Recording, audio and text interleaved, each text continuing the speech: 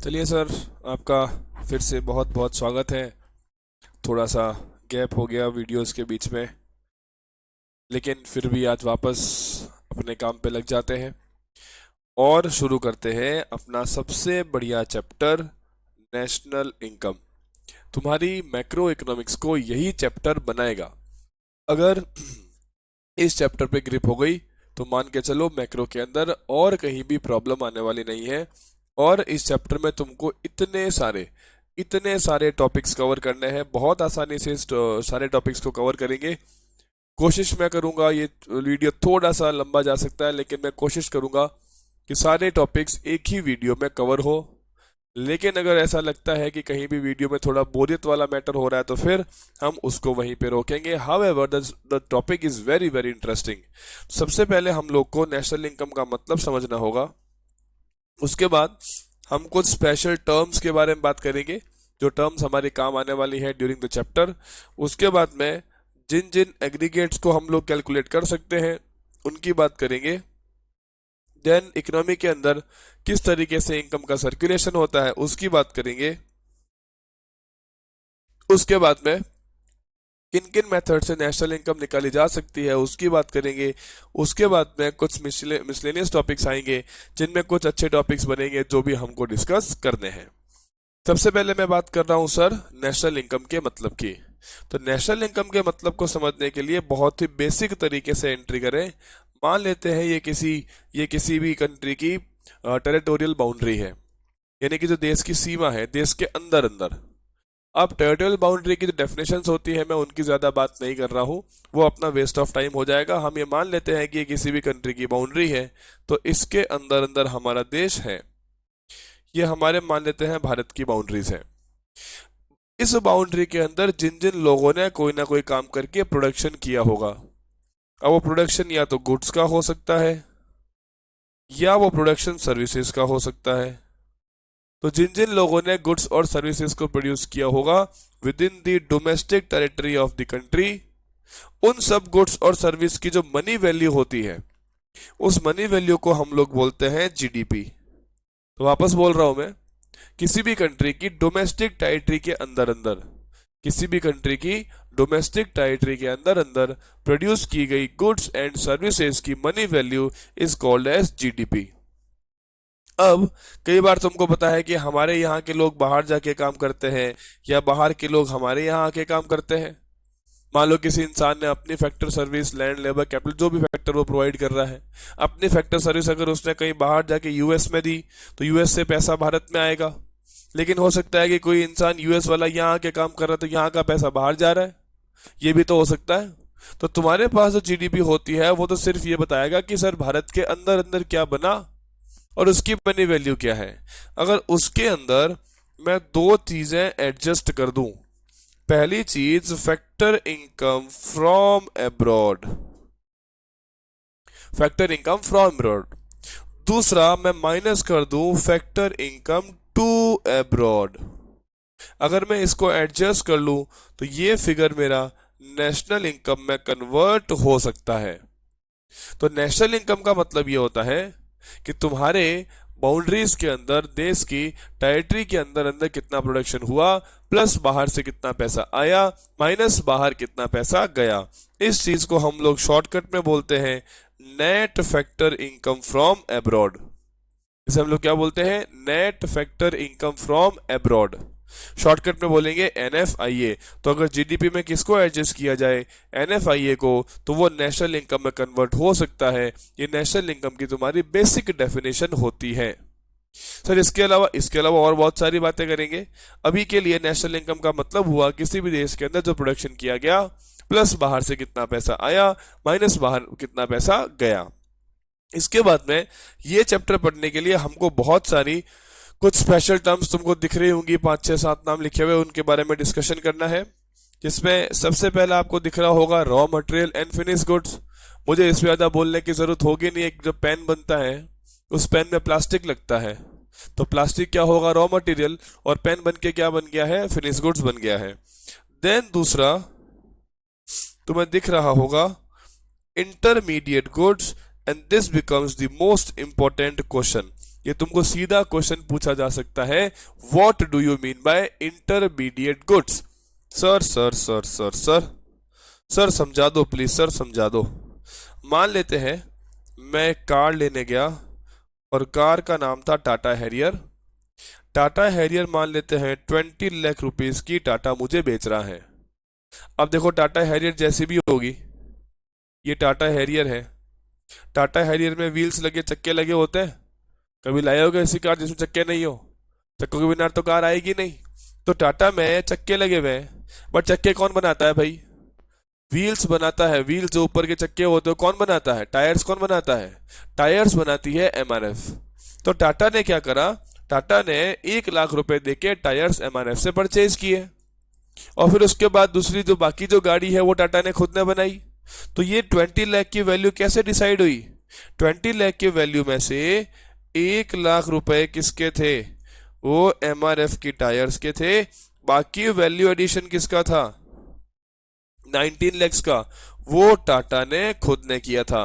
तो 20 लाख की कार में 19 लाख का कंट्रीब्यूशन टाटा का है, 1 लाख का कंट्रीब्यूशन एमआरएफ का है। तो ये जो एमआरएफ के टायर्स हैं वो इस टाटा हैरियर में क्या बन जाते हैं? Intermediate goods. क्या बन जाते हैं? Intermediate goods. तो इंटरमीडिएट गुड्स वो गुड्स होती है जो किसी दूसरे फाइनल गुड्स के प्रोडक्शन में काम आ जाती है और उसके साथ में निकल लेती है। ओके सर, तो ये तुम्हारा एमआरएफ के टायर क्या बन जाएंगे? इंटरमीडिएट गुड्स बन जाएंगे। तो मुझे बताओ टोटल प्रोडक्शन की वैल्यू कितनी ली जाए? 20 लाख ली जाए, या 1 लाख ली जाए, या 19 लाख ली जाए, या 20 + 1 21 लाख ली जाए? तो आंसर होगा 20 लाख। अब ये वैल्यू दो तरीके से तुम लोग पता कर सकते हो, या तो हैरियर की पूरी वैल्यू ले लो, या फिर हर स्टेज पे क्या ले लो? Value addition. एमआरएफ वालों को पूछ लो तुमने कितना कंट्रीब्यूट किया, टाटा वाले को अलग पूछ लो तुमने कितना कंट्रीब्यूट किया, दोनों को जोड़ोगे तो वापस कितना आएगा? 20 lakhs ही आने वाला है। ये बात समझ में आ रही है? ओके सर, तो इंटरमीडिएट गुड्स का मतलब क्या होगा? Those goods which do not end up in final consumption but are used in further production। आगे किसी गुड्स में ये काम आ जाती है। Okay sir, consumer goods versus capital goods. हम एक बात बताओ, तुम लोग शादी वादी में जाने के लिए नए कपड़े खरीदते हो, वो नए कपड़े क्या है? वो तुम्हारे कंज्यूमर गुड्स हैं। तुम कोई होटल में खाना खाने जाते हो, वो खाना तुमने खाया वो क्या है? कंज्यूमर गुड्स हैं। वो सारे गुड्स जो कंज्यूम करके खत्म हो जाएंगी, जिनका फर्दर प्रोडक्शन में कोई भी रोल नहीं होगा, वो क्या कहलाएंगी? Consumer goods कहलाएंगी। कई बार क्या होता है, तुम ऐसी कंज्यूमर गुड्स लेके आते हो जो बहुत लंबे समय तक काम आती है। तुम्हारे घर पे एसी लगा हुआ है, तुम्हारे घर पे टीवी लगा हुआ है, तुम्हारे घर पे वॉशिंग मशीन्स हैं, ये सारे कहलाते हैं कंज्यूमर ड्यूरेबल्स। वो कंज्यूमर गुड्स जो बहुत लंबे समय तक काम आने वाली है वो क्या कहलाती है? Consumer durables. Then sir what is capital goods? Capital goods का मतलब होगा वो इक्विपमेंट्स, वो टूल्स जो तुम फर्दर प्रोडक्शन में यूज कर रहे हो। जैसे कंस्ट्रक्शन के अंदर क्रेन्स होती हैं, जेसीबीज होती हैं, ट्रक्स होती हैं, एग्रीकल्चर के अंदर पंप सेट होते हैं, ट्रैक्टर्स होते हैं, ये सारे क्या है? ये सारे के सारे कैपिटल गुड्स हैं। तो हमारे पास में 3 कॉन्सेप्ट यहाँ खत्म होते हैं। चौथा कॉन्सेप्ट है gross investment versus net investment. तो सबसे पहले वर्ड पिक करते हैं इन्वेस्टमेंट। सर इन्वेस्टमेंट का मतलब क्या होता है? देखो सर, इन्वेस्टमेंट का मतलब ये होता है, अगर मैं इसको बिजनेस की भाषा में बताऊं, अगर मैं इसको नॉर्मल भाषा में बताऊं, ज्यादा उसके अंदर ना जाऊं, इन्वेस्टमेंट का मतलब क्या होता है? हम जहां पे पैसा इन्वेस्ट करते हैं ताकि हमें कुछ रिटर्न मिले। इकोनॉमिक्स बोलता है कि सर, नेशनल इनकम बोलता है कि सर, इन्वेस्टमेंट के 3 टुकड़े होते हैं। एक इन्वेस्टमेंट जो बिजनेस पीपल करते हैं, जो अपने कैपिटल गुड्स में इन्वेस्ट कर सकते हैं, जो अपने बिल्डिंग्स में, फैक्ट्रीज में इन्वेस्टमेंट करते हैं, वो बिजनेस के इन्वेस्टमेंट होते हैं। दूसरे इन्वेस्टमेंट होते हैं रेजिडेंस के, यानी कि आप लोगों ने अपने रहने के लिए घर बनाए। तीसरा इन्वेस्टमेंट भी बिजनेस के लोग करते हैं, जिसको कहा जाता है चेंज इन इन्वेंट्री। क्या कहा जाता है? Change in inventory. अब देखो, इन्वेंट्री वाले पार्ट पर तो कोई डेप्रिसिएशन नहीं लगता, क्योंकि इसकी वैल्यू कम होती नहीं है, बिकॉज ये 1 साल तक टिकती नहीं है, हम लोग इसको बेच देते हैं। लेकिन यहां पर क्या लग सकता है? डेप्रिसिएशन लग सकता है। तो इन्वेस्टमेंट पर जो तुम लोगों ने सारा इन्वेस्टमेंट किया, इसको जोड़ के हम लोग बोलते हैं ग्रॉस इन्वेस्टमेंट। और ग्रॉस इन्वेस्टमेंट के एक हिस्से पर क्या लग सकता है? डेप्रिसिएशन। तो अगर मैं ग्रॉस इन्वेस्टमेंट में से क्या माइनस कर दूं? डेप्रिसिएशन। तो ये मेरा क्या कहलाता है? नेट इन्वेस्टमेंट कहलाता है। तो इसको याद रखेंगे, ग्रॉस माइनस डेप्रिसिएशन क्या कहलाएगा, नेट इन्वेस्टमेंट कहलाएगा। इसके बाद में एक वर्ड आता है stock versus flow. Sir stock word का मतलब क्या होता है, हर वो कैलकुलेशन जो किसी पॉइंट ऑफ टाइम पे की गई, जैसे आप लोग बनाते हैं balance sheet as on the date, financial position as on the date, तो ये कौन सा कॉन्सेप्ट है, वो स्टॉक कॉन्सेप्ट है। अगर वही तुम लोग over the period of time calculate करोगे तो वो कहलाएगा फ्लो कॉन्सेप्ट। जैसे 1 अप्रैल को साल शुरू होता है, 31 मार्च को साल खत्म होता है, साल की शुरुआत में 10,000 रुपए का मेरे ऊपर लोन था, साल के एंड में लोन 30,000 रुपए का हो गया, तो ये वाला तुम्हारा स्टॉक कॉन्सेप्ट है, ये भी तुम्हारा स्टॉक कॉन्सेप्ट है। और साल भर में मैंने और कितना लोन लिया, 20,000 रुपए, तो वो over the period of time हो गया, इसलिए क्या कहलाएगा, फ्लो कॉन्सेप्ट। अगर तुमको याद हो अकाउंट्स के बारे में तो P&L account for the year, तो वो कौन सा कॉन्सेप्ट होगा, वो होगा फ्लो कॉन्सेप्ट। Okay sir. इसके बाद में एक और टर्म हमको देखनी होगी जो कि है factor cost versus market price. Sir factor cost क्या होती है, तुम अच्छे से जानते हो, 4 फैक्टर्स काम करते हैं, land, labour, capital, entrepreneur, 4 factors काम करते हैं और हम उनको क्या देते हैं, रेमुनरेशन देते हैं। सर लैंड को हम रेंट देते हैं, कैपिटल को इंटरेस्ट देते हैं, एंटरप्रेन्योर प्रॉफिट लेके जाता है, और वेजेस किसको मिलते हैं, लेबर को मिलते हैं। RIP अगर तुमको याद आ रहा होगा तो इसे कहा जाता है ऑपरेटिंग सरप्लस, और इन चारों को जोड़ने से हमें क्या मिल जाती है, फैक्टर कॉस्ट मिल जाती है। सर ये तो हम लोग कहाँ से पता है पढ़ के आए हैं, ये हम लोग प्रोडक्शन चैप्टर से पढ़ के आए हैं। बात तो यहाँ आएगी कि सर फैक्टर कॉस्ट क्या आगे कहाँ जाना है। आप देखो फैक्टर कॉस्ट, मैंने ये पेन बना दिया, पेन की फैक्टर कॉस्ट आ गई 10 रुपए। अब जब पेन मेरा फैक्ट्री से बाहर निकलेगा ना, तो फैक्ट्री से बाहर निकलते ही इस पेन पे क्या लगेगा, GST, जो कि एक्चुअली क्या है, इनडायरेक्ट टैक्स। तो मान लो कि GST से 3 रुपए लग रहा है, तो मेरा 10 रुपए की तो फैक्टर कॉस्ट है, 3 रुपए तुम्हारा क्या है, GST, तो पेन मार्केट में कितने में बिकेगा, 13 रुपए में। लेकिन ये पेन बड़े काम की चीज थी, तो गवर्नमेंट ने बोला कि साहब एक काम करो, मैं इस पे तुमको 1 रुपए की सब्सिडी देती हूँ। ये किसने बोला, गवर्नमेंट ने। तो मुझे बताओ 10 में जोड़े 3 माइनस किया 1, तो पीछे कितना बचा, 12, तो ये पेन मार्केट में कितने बिकेगा, 12 रुपए में, जिसे मैं क्या बोलूंगा, मार्केट प्राइस। तो ऐसा बोल दे कि सर फैक्टर कॉस्ट में इनडायरेक्ट टैक्सेस को जोड़ दिया जाए और सब्सिडीज को माइनस कर दिया जाए, तो हमें क्या मिल जाता है, तो हमें मिल जाता है मार्केट प्राइस। ओके सर, बात समझ में आ रही है।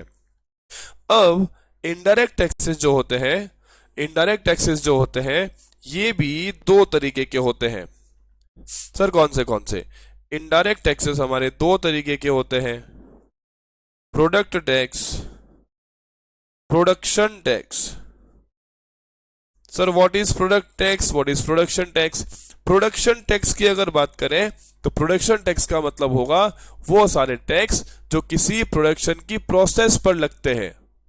अगर तुम्हारे पेन बनाने की प्रोसेस में बहुत सारा पोल्यूशन होता है तो उस पर गवर्नमेंट क्या चार्ज करेगी, गवर्नमेंट चार्ज करेगी पोल्यूशन टैक्स, और वो पोल्यूशन टैक्स क्या कहलाएगा, प्रोडक्शन टैक्स कहलाएगा, क्योंकि वो तुम्हारे प्रोडक्शन की प्रोसेस पे लग रहा है। इस पॉल्यूशन टैक्स को क्वांटिटी से सच मतलब नहीं है, उस पॉल्यूशन टैक्स को मतलब है तुमने जो धुआं किया है, तुमने जो वेस्ट पानी में डाला है, उसके कारण वो क्या लग रहा है, पॉल्यूशन टैक्स लग रहा है। लेकिन प्रोडक्ट टैक्स वो टैक्सेस होते हैं जो तुम्हारे प्रोडक्ट पर लगते हैं, कि पेन कितने बिके उस पे लगेगा कौन सा टैक्स, प्रोडक्ट टैक्स। जैसे कि एग्जांपल में बात कर सकते हैं GST, तो GST तुम्हारा कैसा टैक्स होता है, वो तुम्हारा प्रोडक्ट टैक्स होता है जो क्वांटिटी के साथ में बढ़ता रहता है या घटता रहता है। तो इसको अच्छे से याद करके जाइएगा। IDT यानी कि इनडायरेक्ट टैक्सेस 2 तरीके के होते हैं, product tax and production tax. चलो सर एक और चीज याद रखिएगा, इनडायरेक्ट टैक्सेस माइनस सब्सिडीज को प्यार से नेट इनडायरेक्ट टैक्सेस भी कहा जाता है। तो कहीं अगर वर्ड आ जाए नेट इनडायरेक्ट टैक्सेस तो वहां फिर से सब्सिडीज को माइनस करने की आवश्यकता नहीं है। तो ये तुम्हारे सामने इंपॉर्टेंट टर्म्स जो हमें पता होनी चाहिए वो तुमको दिख गई होगी। तो मैं एक बार तुमको फिर से याद दिला दे रहा हूं कि ग्रॉस वर्सेस नेट के लिए ग्रॉस माइनस डेप्रिसिएशन करता है, और फैक्टर कॉस्ट से मार्केट प्राइस के लिए ऐड करते हैं इनडायरेक्ट टैक्सेस और माइनस करते हैं सब्सिडीज, तो मुझे क्या मिल जाता है, मार्केट प्राइस मिल जाता है। इसके बाद में जो नेशनल इनकम के एग्रीगेट्स हमें देखने को मिल सकते हैं, जो हमें कैलकुलेट करने को मिल सकते हैं, सर वो कौन से हो सकते हैं, तो उसे यहां से देखते हैं।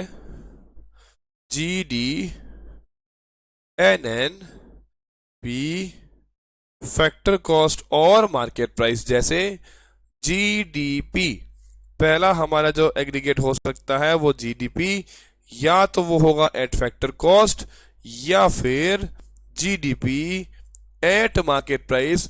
अब मैं तुमसे पूछूं, अगर क्वेश्चन में जीडीपी एट फैक्टर कॉस्ट दे रखा है तो फैक्टर कॉस्ट से मार्केट प्राइस पे कैसे जाओगे, तो इनडायरेक्ट टैक्सेस को ऐड करोगे, सब्सिडीज को माइनस करोगे, और अपने आप ये फिगर निकल के सामने आ जाएगा।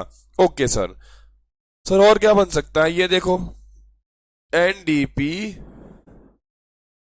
एनडीपी फैक्टर कॉस्ट और दूसरा वाला market price, NDP market price. Same rule दिख रहा है, फैक्टर कॉस्ट से मार्केट प्राइस, बिल्कुल सर दिखाई दे रहा है। उसके बाद देखो जीएनपी फैक्टर कॉस्ट और मार्केट प्राइस, ये लो GNP factor cost, GNP market price. Sir उसके बाद में ये देखो फिर से NNP factor cost, NNP factor cost, NNP market price. अब हमारे सबसे इंपॉर्टेंट एग्रीगेट कौन से बनते हैं, वो एक तो एनडीपीएफसी एंड एनएनपीएफसी। एनडीपीएफसी को हम बोलते हैं डोमेस्टिक इनकम, क्या बोलते हैं, डोमेस्टिक इनकम। एनएनपीएफसी को हम बोलते हैं नेशनल इनकम। तो अगर तुमसे क्वेश्चन बोले सर डोमेस्टिक इनकम निकालो, तो वो एक्चुअली क्या होगा, एनडीपीएफसी। अगर क्वेश्चन तुमसे बोले सर नेशनल इनकम निकालो, तो वो क्या होगा, एनएनपीएफसी। अब मैं तुमसे सिंपल सा एक प्रश्न पूछता हूं, अगर तुमको समझ में आए, याद करके पहले मुझे बताओ। हमने बोला था कि जब तुम जीडीपी यानी कि डोमेस्टिक में, डोमेस्टिक का मतलब यह था टेरिटरी के अंदर, अगर तुम डोमेस्टिक में एनएफआईए एडजस्ट कर दो तो क्या मिल सकता है, नेशनल। हमने आते ही पहली बात यही की थी कि डोमेस्टिक के अंदर क्या एडजस्ट करो, NFIA net factor income from abroad, तो तुमको मिल सकता है नेशनल। सर ग्रॉस में से क्या माइनस करो, डेप्रिसिएशन, तो क्या मिल सकता है, नेट मिल सकता है। सर फैक्टर कॉस्ट में इनडायरेक्ट टैक्सेस को ऐड करें, सब्सिडीज को माइनस करें, तो क्या मिल सकता है, मार्केट प्राइस मिल सकता है। ओके सर, तो मान लेते हैं तुम्हें क्वेश्चन में दिया हुआ है जीडीपीएफसी और तुम्हें कैलकुलेट करना है, तुम्हें कैलकुलेट करना है एनएनपीएमपी। तो बहुत ही easily word to word, letter to letter जाओ, ग्रॉस से जाइए नेट पर। सर क्या करें, माइनस डेप्रिसिएशन, क्या करोगे, माइनस डेप्रिसिएशन। सर डोमेस्टिक से जाना है नेशनल पर, तो क्या करो, plus NFIA. Sir factor cost से जाना है मार्केट प्राइस पर, तो क्या करो, plus indirect taxes minus subsidies. तो अपने आप तुम्हें क्या मिल जाएगा, एनएनपीएमपी मिल जाएगा। कभी भी इन चीजों के लिए फॉर्मूलाज को याद न करें, केवल तीन बातों को याद करें, डोमेस्टिक से नेशनल पे कैसे जाते हैं, क्रॉस से नेट पे कैसे जाते हैं, फैक्टर कॉस्ट से मार्केट प्राइस पे कैसे जाते हैं। सारे के सारे आंसर तुम्हारे सामने खुल के आ जाएंगे, तुमको कुछ भी सोचने की, याद करने की, रट्टा लगाने की जरूरत नहीं है। सर बहुत सही है सर, बहुत इजी है, ये तो सबसे आसान चैप्टर है, बस समझ में आना चाहिए। अब हमारी ये दो टॉपिक खत्म होते हैं। अब एंट्री करते हैं सर्कुलर फ्लो ऑफ इनकम में, किसी भी इकोनॉमी के अंदर इनकम कैसे मूव करती है। तो डायग्राम तुमको आसानी से दिख रहा होगा। मैं अभी एज्यूम कर रहा हूं कि इकोनॉमी के अंदर दो ही सेक्टर्स हैं, house hold and business firms.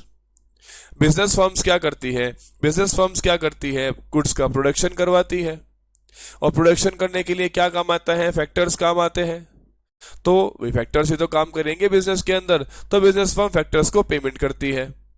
जब फैक्टर्स के पास में पैसा आता है तो फैक्टर्स क्या करते हैं, उनसे गुड सर्विस खरीदते हैं, और वो वापस किससे खरीदते हैं, वो बिजनेस फर्म से ही खरीदते हैं।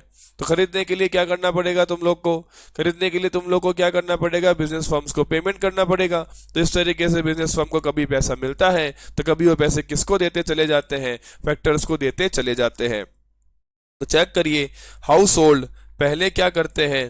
फैक्टर्स ऑफ प्रोडक्शन किसको प्रोवाइड करते हैं? किसको प्रोवाइड करते हैं? बिजनेस को। उसके बाद में क्योंकि तुम लोगों ने बिजनेस को फैक्टर सर्विस दी है तो बिजनेस तुम्हें क्या देता है? रेम्यूनरेशन देता है। वो रेम्यूनरेशन तुम लोग किस में यूज करते हो? Consumption of goods and service में यूज करते हो। और वो पैसे कहाँ चले जाते हैं? वापस बिजनेस फर्म्स के पास में चले जाते हैं। तो इस तरीके से पैसे का मूवमेंट होता रहता है, कभी पैसा आता है कभी पैसा जाता है।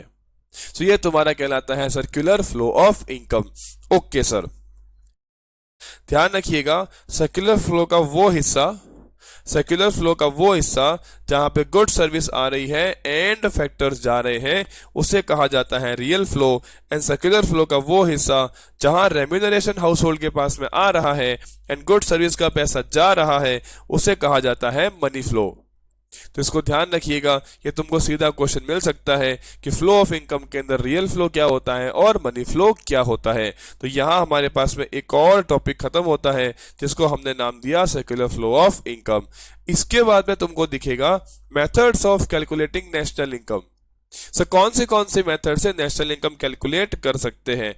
तो देखो, मेरे हिसाब से मेथड्स तो है नहीं, बिल्कुल आसान सा मैटर है।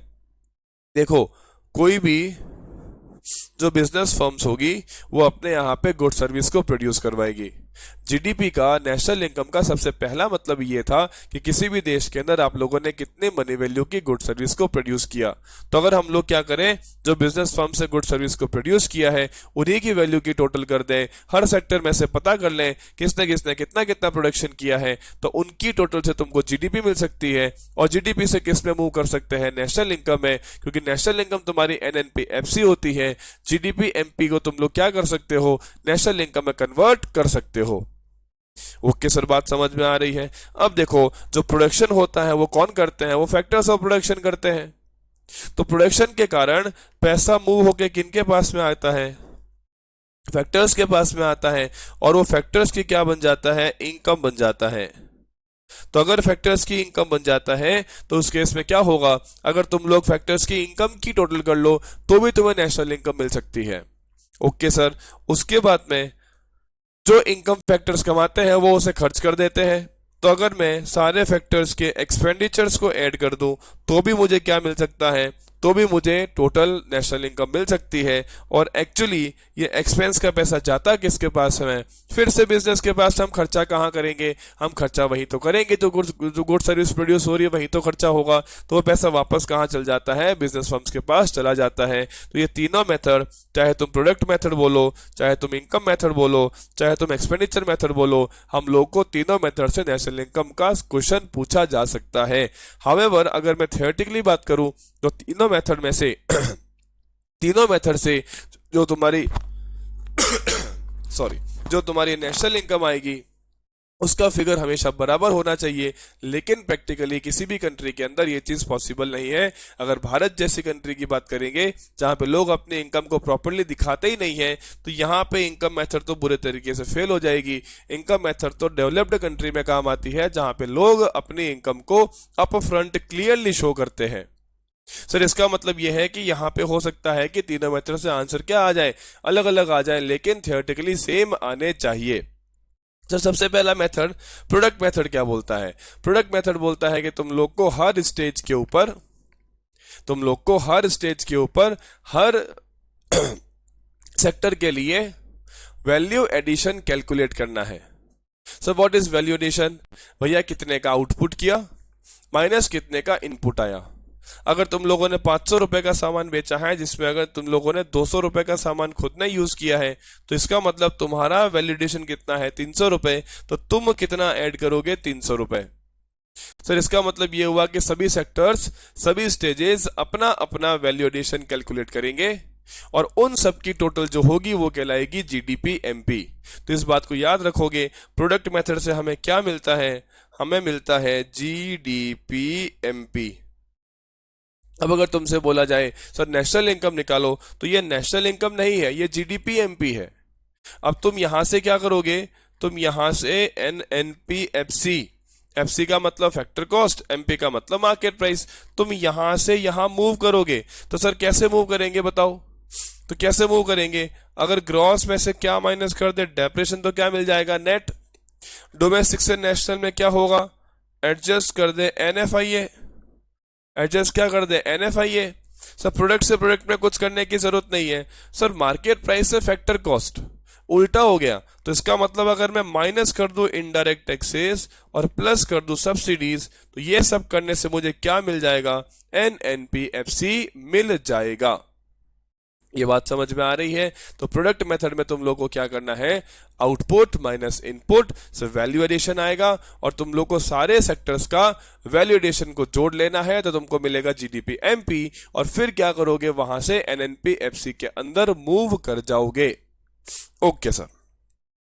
सर इनकम मेथड में क्या होगा, अरे इनकम मेथड में क्या करना है, तुमको सिंपली इनकम मेथड के अंदर सब लोग की इनकम्स को जोड़ देना है। तुम लोग को रेंट को जोड़ना है, इंटरेस्ट को जोड़ना है, प्रॉफिट को जोड़ना है, वेजेस को जोड़ना है। सर सर सर सर ये पांचवा कौन है, अरे सर रुको, सर ये पांचवा कौन है, ये है मिक्स्ड इनकम। ये तुम्हें क्वेश्चन पूछ सकते हैं, what do you mean by mixed income. Mixed income का मतलब क्या होता है, मेरे बारे में बात करो, ये जो स्टूडियो लगा हुआ है वो पूरा मेरा इन्वेस्टमेंट है, कैपिटल इन्वेस्टमेंट पूरा मेरा है, तो इंटरेस्ट मुझे को मिलना चाहिए। मैं इस काम का एंटरप्रेन्योर भी मैं ही हूं, तो प्रॉफिट भी मुझे को मिलना चाहिए। मजदूर भी तो मैं ही हूं, रोज सुबह आके मजदूरी करता हूं, तो लेबर के वेजेस भी मेरे को ही मिलने चाहिए। ये बात समझ में आ रही है, जगह भी मेरी है, तो ये लैंड का रेंट भी मुझे मिलना चाहिए। तो सारे के सारे पैसे तो मेरे को ही मिल रहे हैं। अब मैं डिफ्रेंशिएट कैसे करूं, मान लेते हैं कि तुमको पढ़ा पढ़ा के मैंने कोई 2,000 रुपए कमा लिए। अब ये 2,000 रुपए को मैं डिफरेंशिएट कैसे करूं कि सर रेंट कितना, इंटरेस्ट कितना, प्रॉफिट कितना, वेजेस कितना, ये मेरे लिए करना पॉसिबल नहीं है। तो मैंने टर्म क्या यूज कर ली, मिक्स्ड इनकम। तो मिक्स्ड इनकम का मतलब होगा वो इनकम्स जिनको अलग अलग फैक्टर पेमेंट्स के रूप में डिफरेंशिएट करना पॉसिबल नहीं है, तो उसको हम लोग किस नाम से यूज कर लेंगे, मिक्स्ड इनकम के नाम से यूज कर लेंगे। और इन सबको जोड़ने से हमें मिलेगा एनडीपीएफसी। याद रखेंगे हमें क्या मिलेगा, एनडीपीएफसी मिलेगा। और अगर तुमसे क्वेश्चन पूछता है कि सर एनडीपीएफसी से आपको नेशनल इनकम की तरफ जाना है, तो नेशनल इनकम क्या होती है, एनएनपीएफसी। तो देखो भैया एन से एन मैच कर रहा है, डोमेस्टिक से नेशनल, एनडीपी का मतलब क्या होगा, नेट डोमेस्टिक प्रोडक्ट, एनएनपी का मतलब क्या होगा, नेट नेशनल प्रोडक्ट, एनएनपी का मतलब क्या होगा, नेट नेशनल प्रोडक्ट। तो तुमको डोमेस्टिक से कहां जाना है, नेशनल में जाना है, तो डी से एन में जाने के लिए क्या करोगे, एनएफआईए को ऐड कर दोगे, और तुम्हारा उत्तर तुम्हारे सामने प्रस्तुत है। सर इसका मतलब ये हुआ कि प्रोडक्ट मेथड से हमें मिलता है जीडीपी एमपी, वहां से कहीं जाना पड़ सकता है, इनकम मेथड से क्या मिलता है, एनडीपीएफसी, और वहां से कहीं जाना पड़ सकता है। इसके बाद में लास्ट मेथड बचता है एक्सपेंडिचर मेथड। सर एक्सपेंडिचर क्या होते हैं, कोई भी इंसान एक्सपेंडिचर कहां करता है, सर एक्सपेंडिचर एक्सपेंडिचर या तो हम कर देते हैं कंजम्पशन में। सर व्हाट इज कंजम्पशन, जो हम लोग चीजें कंज्यूम करके खत्म कर देते हैं। अब कंजम्पशन देखो प्राइवेट सेक्टर भी करता है और गवर्नमेंट सेक्टर भी करता है। अगर कंजम्पशन प्राइवेट सेक्टर करता है तो उसे हम बोलते हैं पीएफसीई, प्राइवेट फाइनल कंजम्पशन एक्सपेंडिचर। कौन कर रहा है, प्राइवेट सेक्टर कर रहा है। सर एक्सपेंडिचर गवर्नमेंट सेक्टर भी करता है, तो उसे बोल देते हैं government final consumption expenditure. Ultimately expenditure किसका है, वो कंजम्पशन का है। Okay sir. और सर क्या होता है, और एक्सपेंडिचर कहाँ होता है, और एक्सपेंडिचर हम लोग करते हैं इन्वेस्टमेंट्स में। सर इन्वेस्टमेंट्स में जैसे हम लोग क्या कर सकते हैं, हम बिजनेस के इन्वेस्टमेंट्स कर सकते हैं, रेजिडेंशियल इन्वेस्टमेंट्स कर सकते हैं, और इन्वेंट्री इन्वेस्टमेंट्स भी कर सकते हैं। इसके बाद में तीसरा हम यहाँ पे स्पेशल आइटम एडजस्ट करते हैं, एक्सपोर्ट माइनस इंपोर्ट्स। क्या एडजस्ट करते हैं, एक्सपोर्ट माइनस इंपोर्ट्स। तो ये तीन चीजों को अगर ऐड कर दिया जाए तो हमें मिल जाता है GDP-MP। सर इसका मतलब एक्सपेंडिचर मेथड भी तुमको क्या प्रोवाइड करेगा, GDP-MP। अगर तुमसे क्वेश्चन पूछता है नेशनल इनकम तो फिर से तुमको वही दौड़ लगानी है GDP-MP से NNP-FC की तरफ। ओके सर, मेथड तो बड़ी आसान है। अरे हाँ, आसान ही तो है।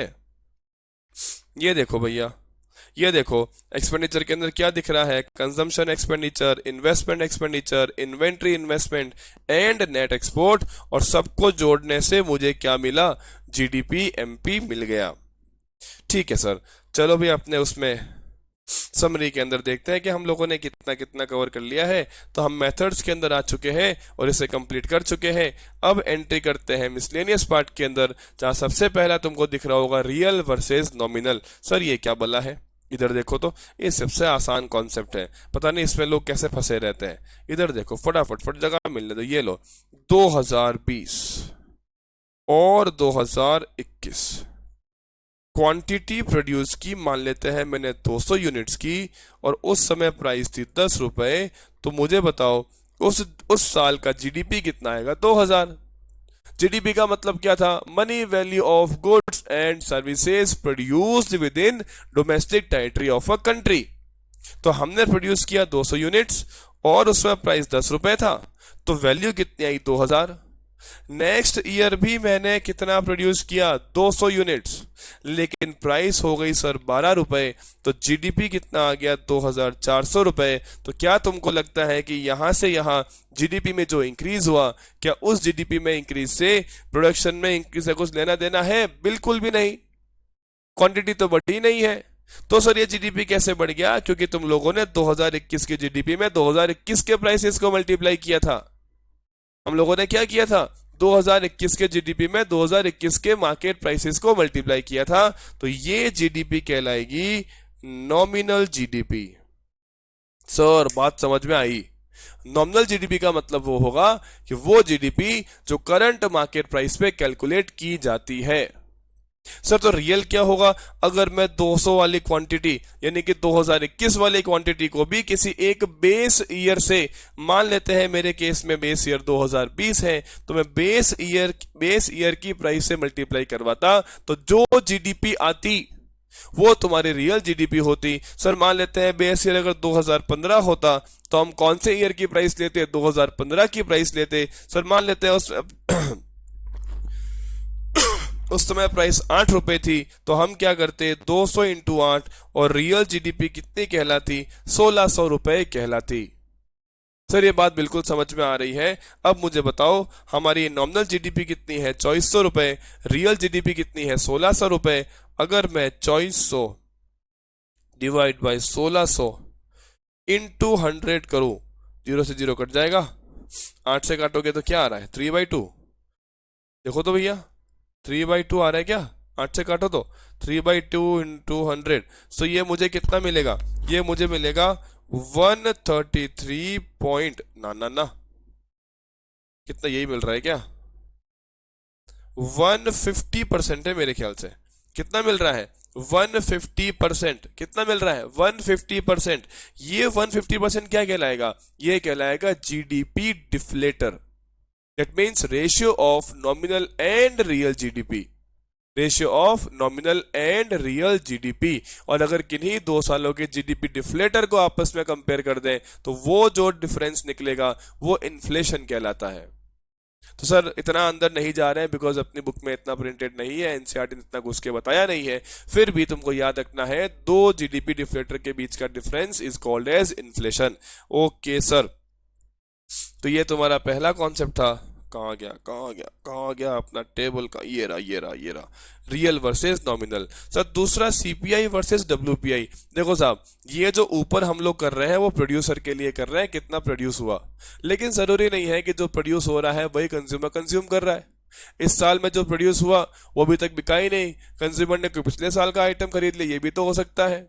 तो कंज्यूमर जो सामान खरीदता है उनकी प्राइसेस में कितना चेंज हुआ, वो चेंज कहलाता है कंज्यूमर प्राइस इंडेक्स। और अगर वही प्राइस इंडेक्स को हम लोग होलसेल प्राइस पे निकाल दें तो वो कहलाता है होलसेल प्राइस इंडेक्स।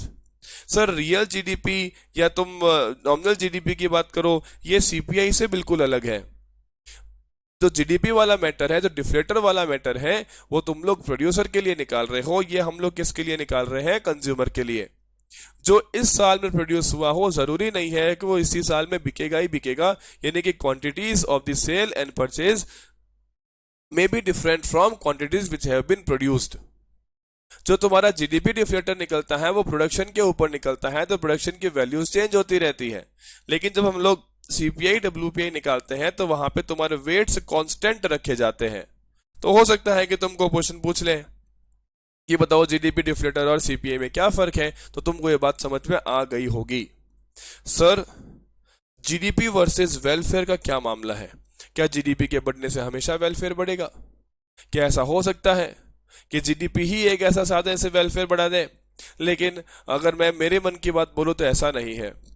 जीडीपी के बढ़ने से वेलफेयर बढ़ता है वो ठीक है, लेकिन जीडीपी के बढ़ने से वेलफेयर बढ़ेगा ही बढ़ेगा ऐसा जरूरी नहीं है, क्योंकि सर इसके कुछ कारण हैं, तो हमको उन कारणों के बारे में भी बात करनी है। सर कौन से कारण हैं? इधर देखो भाई, अभी देखते हैं। सबसे पहला कारण, जीडीपी बढ़ रही है लेकिन डिस्ट्रीब्यूशन यूनिफॉर्म नहीं है। एक सेक्टर ऑफ पब्लिक जो है, एक हिस्सा जो है, एक जो तबके के लोग जो है वो बहुत पैसा कमा रहे हैं, लेकिन दूसरे लोग उतना पैसा नहीं कमा रहे हैं, तो उस केस में वेलफेयर नहीं बढ़ेगा भले ही जीडीपी बढ़ती रहे। दूसरा, नॉन मॉनेटरी एक्सचेंजेस। कई सारे ऐसे मैटर होते हैं जो इकोनॉमिक एक्टिविटीज का पार्ट नहीं बनते हैं, जिनसे पैसे का जनरेशन नहीं होता है। जैसे मैं तुमको पढ़ा रहा हूं, मुझे इससे कोई मॉनेटरी बेनिफिट अभी तक नहीं है, लेकिन ये मेरे बच्चों के बहुत हेल्प करेगा। लेकिन इसका क्योंकि मॉनेटरी एक्सचेंज नहीं है तो जीडीपी पे कोई इंपैक्ट नहीं होगा। क्या इसका मतलब ये जरूरी नहीं है कि मैं तुमको पढ़ाऊं? ऐसा तो नहीं हो सकता। बट जीडीपी मेरी इस चीज को काउंट नहीं करेगा, तो जीडीपी तो नहीं बढ़ेगा लेकिन वेलफेयर बढ़ रहा है। तो ये तुम्हारा दूसरा पॉइंट बनता है कौन सा वाला? Non monetary exchanges. तीसरा पॉइंट तुमको दिखेगा एक्सटर्नैलिटीज। एक्सटर्नैलिटीज का मतलब होता है third party effects. Third party effects मतलब अगर एक इंसान ने कुछ प्रोडक्शन किया और उससे उन लोगों ने कुछ गंदा पानी, कुछ वेस्ट जो है वो नदियों में डाल दिया, और नदियों में पानी जाने से वहां की मछलियां मर गई, और जो आगे फिशरमैन थे, मछुआरे थे, उनको मछलियां पकड़ने को नहीं मिली, तो ये जो नुकसान उस फिशरमैन को हुआ, इसे हम लोग कहते हैं एक्सटर्नैलिटी। लेकिन ये एक्सटर्नैलिटी का जो नुकसान है वो जीडीपी में कहीं पर भी दिखाई नहीं देता। जीडीपी भले ही बढ़ रही है, प्रोडक्शन बढ़ रहा है, इंडस्ट्री ने बहुत सारा प्रोड्यूस कर दिया, जीडीपी की वैल्यू बढ़ गई, लेकिन जो वेस्ट पानी के अंदर चला गया उसका कहीं पर भी कोई भी कंसिडरेशन नहीं है, और मछुआरे जो भूखे मर रहे हैं उनका कोई कंसिडरेशन नहीं है। वो जो पैसा कमा सकते थे वो नहीं कमा पा रहे हैं, तो ये चीज वेलफेयर को रिड्यूस करती है भले ही जीडीपी बढ़ रही हो। तो तीसरा कारण क्या बनता है? एक्सटर्नैलिटीज। ये बात अगर आपको समझ में आ गई है तो मेरे ख्याल से ये क्वेश्चन भी आपको दुख नहीं देगा। ये बहुत बार एग्जाम में पूछा गया है कि क्या जीडीपी ही वेलफेयर के लिए उपयुक्त है, तो ऐसा नहीं है। तुमको इन 3 पॉइंट के साथ में इसका आंसर दे देना है। सर अब क्या बच रहा है? अब लास्ट टॉपिक बच रहा है डिस्पोजेबल इनकम का। तो डिस्पोजेबल इनकम 2 तरीके की हो सकती है, national disposable income and personal disposable income. Sir national disposable income का मतलब होता है एक देश, एक गवर्नमेंट कितना पैसा खर्च कर सकती है, तो वो तुमको यहां से देखने को मिलेगा। जो डोमेस्टिक इनकम होगी उसमें हम लोग क्या ऐड कर देते हैं? इनडायरेक्ट टैक्सेस, और क्या माइनस करते हैं? सब्सिडीज। सर इसको ऐड क्यों कर रहे हैं भाई? इनडायरेक्ट टैक्सेस को गवर्नमेंट खर्च कर सकती है ना, और जो पैसा गवर्नमेंट ने सब्सिडी के तौर पे बाहर दे दिया है उसे कैसे खर्च करेंगे? अब तो जा चुका वो, तो अभी क्या बचेगा? NDP MP. सर ये क्या जादू कैसे हुआ? अरे फैक्टर कॉस्ट में इनडायरेक्ट टैक्सेस को ऐड किया, सब्सिडी को माइनस किया, तो क्या मिलेगा? Market price. अगर मैं इसके अंदर एनएफआईए को जोड़ू तो मुझे क्या मिलेगा? NNP MP. तो मैं एक सिंपल सी बात कर रहा हूं, नेशनल डिस्पोजेबल इनकम के लिए आपको क्या यूज करना होता है? एनएनपी एमपी को यूज करना होता है। इसके बाद किसी भी गवर्नमेंट के पास में बाहर से, दूसरी गवर्नमेंट से कई बार पैसे आते हैं, और कई बार गवर्नमेंट बाहर पैसे देती है, तो जो ये ट्रांजैक्शन हुआ वहां से कितना पैसा आया उसको ऐड कर लीजिए, और कितना पैसा गया उसको माइनस कर लीजिए। तो यहां से तुमको क्या मिल सकता है? Net national disposable income. और क्योंकि यहां वर्ड चल रहा है नेट, तो इसमें क्या जोड़ दे? डेप्रिसिएशन। तो तुम्हें क्या मिल जाएगा? Gross national disposable income. मेरे ख्याल से ये बात तुम्हारे दिमाग में उतर गई होगी। यस सर, ओके बेटा। चलिए अभी हम एंट्री करते हैं पर्सनल डिस्पोजेबल इनकम के अंदर। अगर तुमको याद हो एनडीपीएफसी, जो कि अपना डोमेस्टिक इनकम होता है। सर एनडीपीएफसी के अंदर आपको पता होगा कि दो सेक्टर्स काम करते हैं, प्राइवेट सेक्टर, गवर्नमेंट सेक्टर। अगर मैं एनडीपीएफसी में से गवर्नमेंट सेक्टर की इनकम को हटा दूं तो पीछे क्या बचेगा? पीछे बचेगा private sector income. Private sector income का मतलब होता है कि प्राइवेट सेक्टर ने डोमेस्टिक टेरिटरी के अंदर अंदर कितना प्रोडक्शन किया है, और अगर उसके अंदर मैं एनएफआईए को जोड़ दूं और उसमें नेशनल डेट के इंटरेस्ट, नेशनल डेट का इंटरेस्ट क्या होता है? मान लो प्राइवेट सेक्टर ने कुछ पैसा गवर्नमेंट को दे रखा है, वहां से इंटरेस्ट आ रहा है, तो उसको जोड़ लो, और कुछ ट्रांसफर पेमेंट जो मुझे बाहर से मिल रहे हैं या गवर्नमेंट से मिल रहे हैं, इनको जोड़ लूं तो मुझे मिल जाता है प्राइवेट इनकम। अगर प्राइवेट सेक्टर इनकम और प्राइवेट इनकम के बीच का डिफरेंस देखोगे तो प्राइवेट सेक्टर इनकम के अंदर पूरी मेहनत की कमाई होगी जो तुमने प्रोडक्शन करके कमाया, लेकिन प्राइवेट इनकम के अंदर मेहनत की कमाई तो है ही, साथ में कुछ आराम की कमाई भी है, जैसे ब्याज का पैसा आ गया, बाहर से ट्रांसफर पेमेंट्स आ गए। सर ट्रांसफर पेमेंट्स क्या होते हैं? वो पैसे जो आपको बिना किसी इकोनॉमिक एक्टिविटी के बिना मिल गए हैं, जैसे आपको कहीं से बोनस मिल गया, कहीं से गिफ्ट मिल गया, तो ये तुम्हारे क्या होते हैं? ट्रांसफर पेमेंट्स होते हैं। अगर आपको ऐसे कुछ पैसे मिलेंगे तो वो किसके अंदर रिफ्लेक्ट होंगे? प्राइवेट इनकम के अंदर रिफ्लेक्ट होंगे। अब जितना तुम्हारा प्राइवेट इनकम होगा उस पे तुम्हें क्या लगेंगे? Corporate taxes. Sir corporate taxes क्या होते हैं? कॉर्पोरेट टैक्सेस वो टैक्सेस होंगे जो किसी बिजनेस के ऊपर लगते हैं। अब टैक्सेस लगने के बाद जो पैसा बचेगा उसमें से कुछ पैसा बिजनेस क्या करते हैं? खुद के पास में रिटेन कर लेते हैं, और बाकी किन में बांट देते हैं? बाकी किन में बांट देते हैं? हाउस होल्ड्स में। जिसे हम लोग क्या बोलेंगे? Personal income. तो पर्सनल इनकम का मतलब होगा प्राइवेट इनकम का वो हिस्सा जो हाउस होल्ड्स के अंदर डिस्ट्रीब्यूट कर दिया गया है। अब जब पर्सनल इनकम हाउस होल्ड के पास में आती है तो हाउस होल्ड उस पर क्या पे करते हैं? पर्सनल इनकम टैक्स पे करते हैं, और दूसरे नॉन टैक्स पेमेंट भी उनको करने पड़ सकते हैं।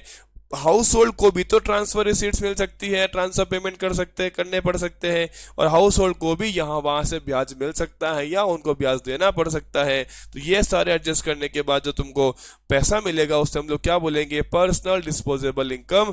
इसका मतलब पर्सनल डिस्पोजेबल इनकम का मतलब क्या होगा? पर्सनल इनकम का वो हिस्सा जो हाउस होल्ड के लोग खर्च या सेव कर सकते हैं। तो एक बड़ी हियरार्की बन रही है कि टोटल डोमेस्टिक इनकम में से प्राइवेट सेक्टर इनकम, में से प्राइवेट इनकम, में से पर्सनल इनकम, में से पर्सनल डिस्पोजेबल इनकम। ये पूरी हायरार्की को आपको एक साथ में पढ़ना पड़ेगा।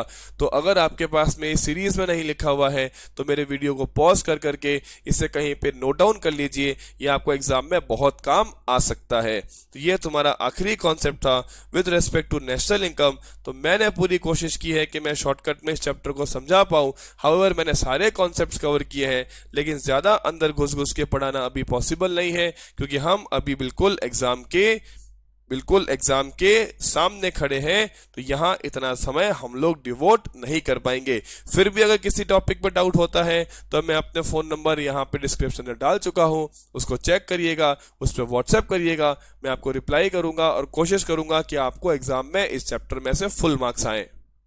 ये हमारा यहाँ पे वीडियो खत्म होता है। आज तक का हमारा सबसे बड़ा वीडियो बना है। वीडियो को शेयर करें, सब्सक्राइब करें और आगे से आगे लोगों में अवेयरनेस फैलाएं कि ये चैनल आपके इकोनॉमिक्स के लिए बहुत ही अच्छा हो सकता है। धन्यवाद। Thank you very much.